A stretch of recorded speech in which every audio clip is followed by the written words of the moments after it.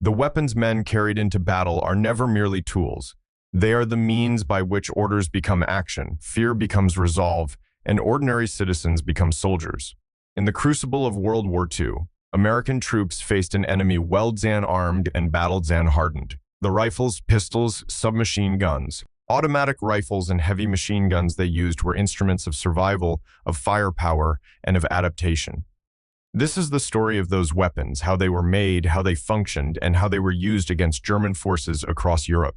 At the center of American infantry firepower stood the M1 Garand, the semi-than automatic rifle that replaced the bolt-than action service guns of the previous generation. Designed by John C. Garand and adopted in the late 1890s century.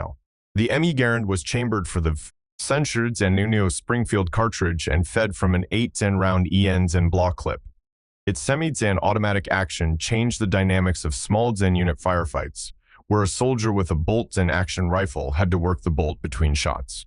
The Garand delivered follow-than up rounds simply by pulling the trigger again.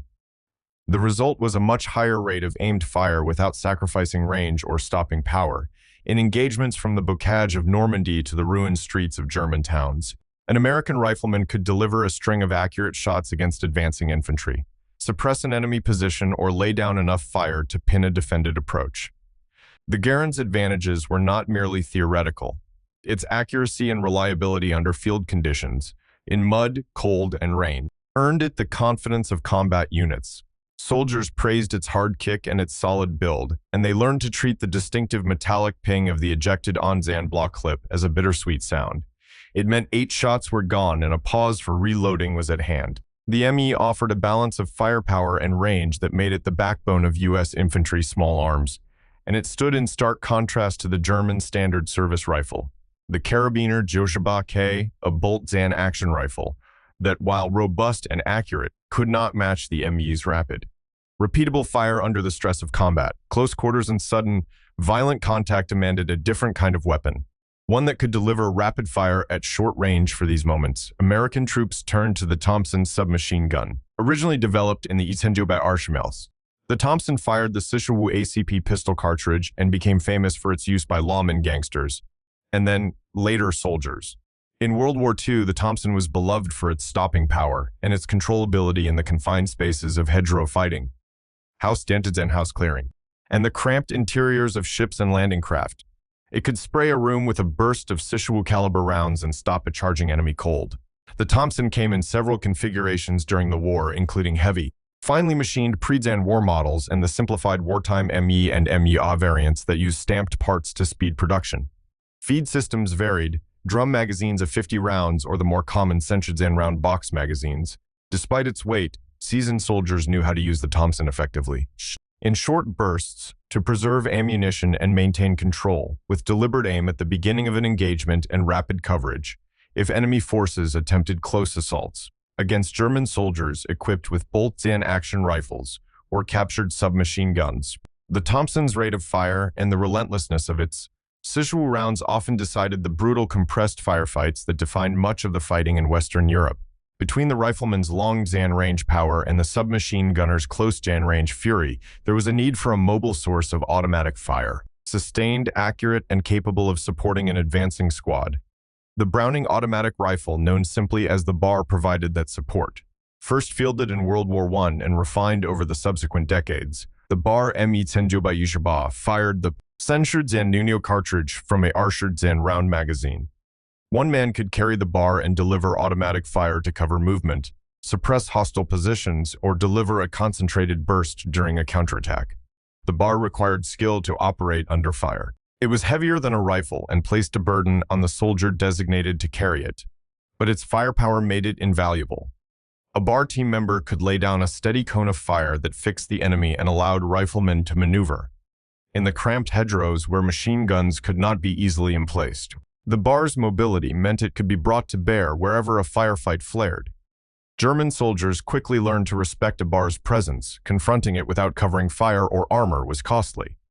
Where the BAR supplied mobile automatic fire within a squad, the Browning Wusha caliber heavy machine gun, the MR Browning, provided a different kind of thunder, chambered in the mighty Wusha BMG round. The MR could be mounted on vehicles, on aircraft, or on tripods to defend a position.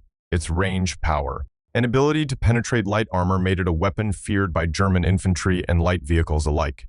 It could cut down waves of attackers, disable armored cars, and bring down loads and flying aircraft. The MR's heavy deliberate report on the battlefield meant suppressed advances and shattered enemy resolve. Crewed and served and requiring both ammunition belts and a trained team to operate and maintain. The Wushikal was a statement of force, a rolling, hunkered presence that could change the outcome of a firefight. Pistols, too, had a place in the soldier's kit. The M1 Garand John Browning's Sishawu ACP pistol had been the U.S. service sidearm since World War I, reliable in poor conditions and packing a larger, more assertive round than most continental pistols. The M1 Garand mouse in the holsters of officers, tank crewmen, paratroopers, and those whose work demanded a compact, dependable weapon in the confined spaces of armored vehicles, on landing craft decks, or in the sudden brutality of a trench or cellar, the Sishawu's stopping power mattered. A magazine might hold only 7 or 8 rounds, but when an enemy surged around a corner, a properly placed Sishawu round could buy a man enough time to escape, to call for help, or to finish the fight. While these are the principal weapons American infantrymen carried, there were many others that shaped particular moments of the war, for engineers, for tank hunters, and for anti-Zen aircraft defense. Yet the weapons already named formed the daily reality of combat for millions of American soldiers facing German arms. Each was the product of years of design, testing, and adaptation to changing conditions of war. The design philosophies behind these weapons reveal as much about American industrial thinking as about battlefield tactics. The M1 Garand semi-Zen automatic action reflected a willingness to accept complexity for a decisive tactical edge. The Thompson and Bar carried forward a tradition of automatic fire where close-in combat demanded it.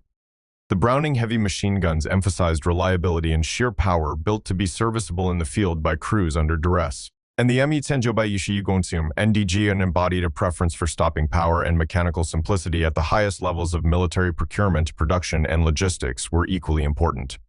The United States' industrial capacity allowed mass production of these arms in quantities the battlefield could sustain. Factories in the Midwest and along the eastern seaboard churned out Garand rifles and Browning machine guns, Thompson components, and M1 Garand pistols, in a scale that overwhelmed the capabilities of smaller nations.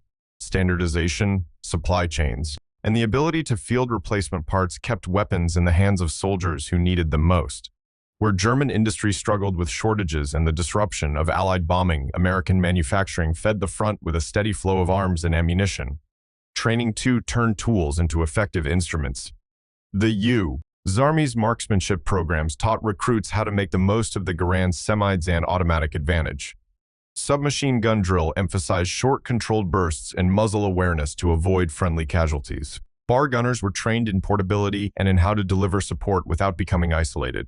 Heavy machine gun crews learned range estimation, target prioritization, and the maintenance routines that kept the MR firing through mud and cold. The training that prepared a private to serve in a squad also prepared him to rely on others, on NCOs and crewmen whose disciplines turned individual weapons into coordinated force.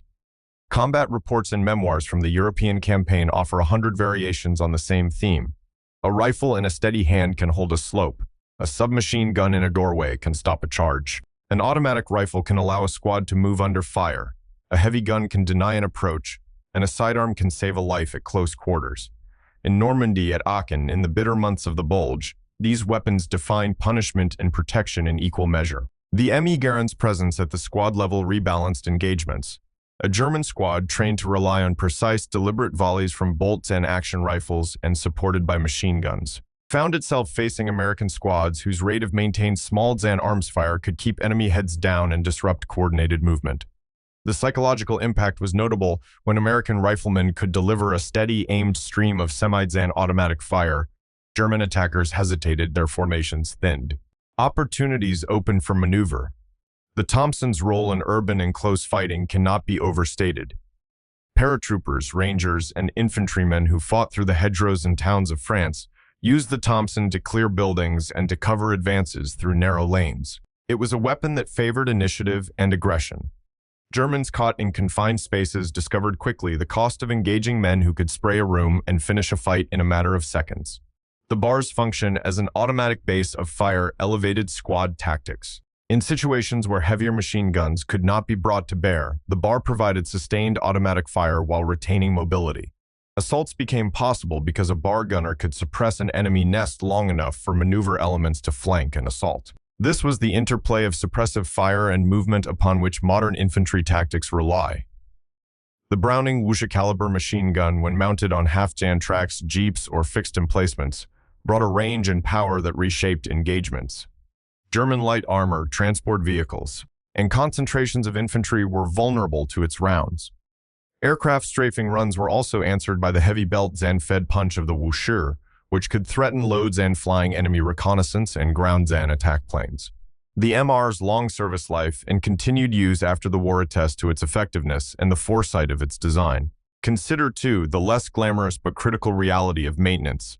Weapons in war do not last long unless they are cared for. Soldiers learn to clean Garand gas systems, to replace worn extractors, and to keep magazines functioning in damp, dirty conditions.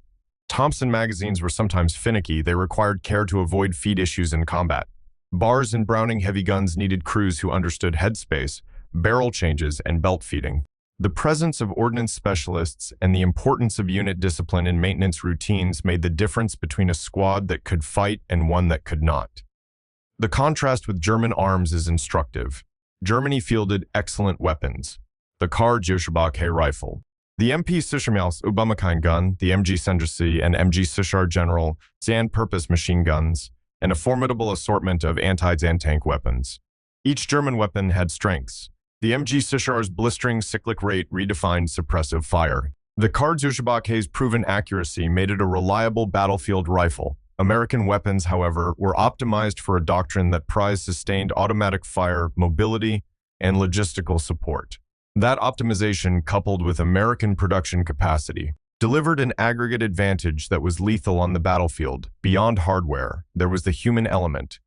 Men who carried these guns often carried stories. The Garand that saved a squad leader as he staggered from cover, the Thompson that stopped an infiltration in a damp French cellar, the bar that allowed a platoon to clear a hedgerow, the Wuxia that cut down an approaching convoy, the pistol pass to a wounded comrade in a last desperate defense.